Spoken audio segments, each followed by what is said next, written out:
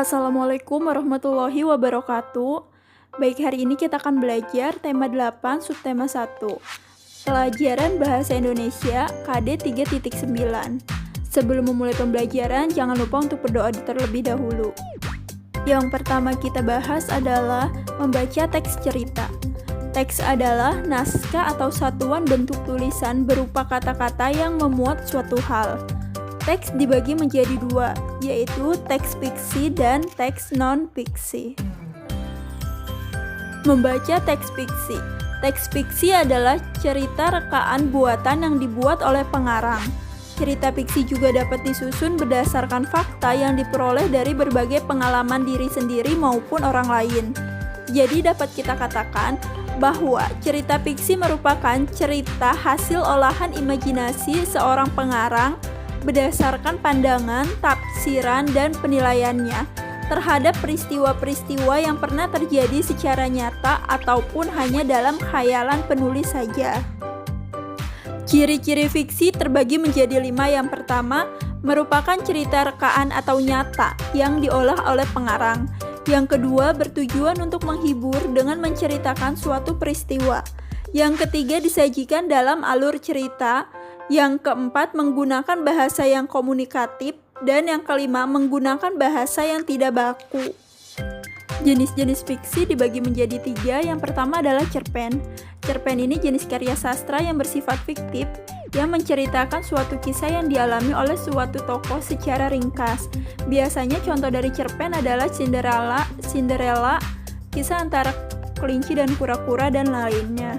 Selanjutnya yang kedua adalah novel. Novel merupakan karangan prosa panjang yang mengandung rangkaian cerita kehidupan seseorang dengan yang berada di sekelilingnya. Yang ketiga ada roman. Roman merupakan bagian dari karya sastra dengan bentuk prosa yang berisi pengalaman kehidupan tokoh, mulai dari lahir hingga dewasa dan bahkan sampai meninggal. Selanjutnya unsur-unsur teks fiksi. Yang pertama yaitu terdiri dari tema, yang kedua tokoh, yang ketiga alur atau plot, yang keempat konflik, yang kelima klimaks, yang keenam latar, yang ketujuh amanat, yang kedelapan sudut pandang, dan yang kesembilan adalah penokohan. Selanjutnya tokoh. Dari segi peranan, tokoh dibagi menjadi 2, dan dari segi watak, tokoh juga dibagi menjadi 2. Dari segi watak, yaitu tokoh protagonis dan antagonis. Tokoh protagonis biasanya tokoh yang bersifat baik, dan tokoh antagonis biasanya tokoh yang bersifat jahat. Selanjutnya dari segi peranan, yaitu tokoh utama dan tokoh pembantu. Tokoh utama itu merupakan tokoh yang memiliki peranan penting, sedangkan tokoh pembantu itu hanya tokoh tambahan yang kadang-kadang muncul saja.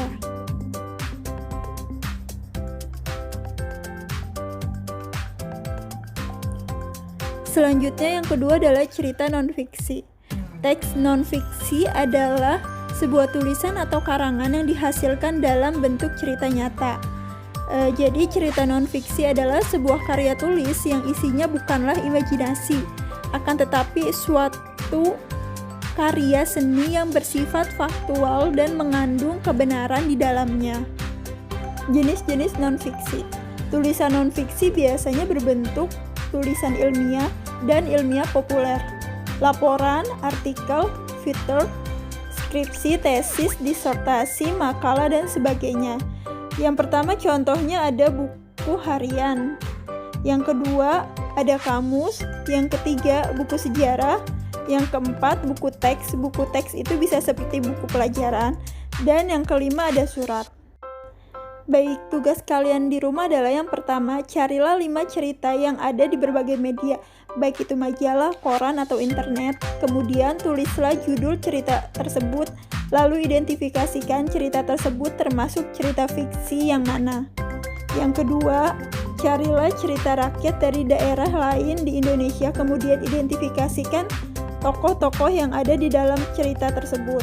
Contohnya tabelnya pada gambar tersebut. Baik, terima kasih untuk pembelajaran hari ini. Semoga bermanfaat untuk kalian. Jangan lupa patuhi protokol kesehatan yang ada, yaitu mencuci tangan, memakai masker, dan menjaga jarak. Jangan lupa juga untuk stay at home. Baik, wassalamualaikum warahmatullahi wabarakatuh.